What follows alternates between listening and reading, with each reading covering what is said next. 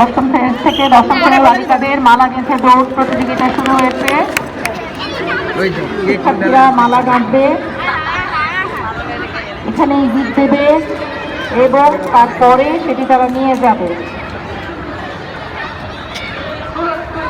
কান্দিন miss লক্ষ্য রাখবেন তারা যেন যেতে যেতে গীত না দেয় কিংবা এন্ডিং পয়েন্টে গিয়ে গীত না দেয়।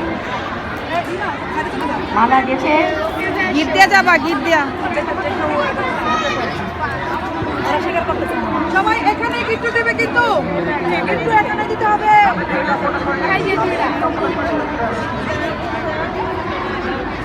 সবাই হাততালি দেয় না,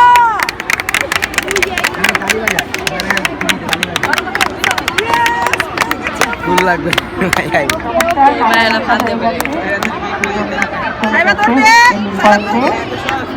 আরো মালা গাঁথার চেষ্টা করা হচ্ছে। বোঝা যাচ্ছে শিক্ষার্থীরা শিক্ষিত ব্যবস্থা তেমন একটা পারদর্শী নয়। এগুলো তো আনন্দের বিষয় ছিল এক সময়, পড়াশোনা করতে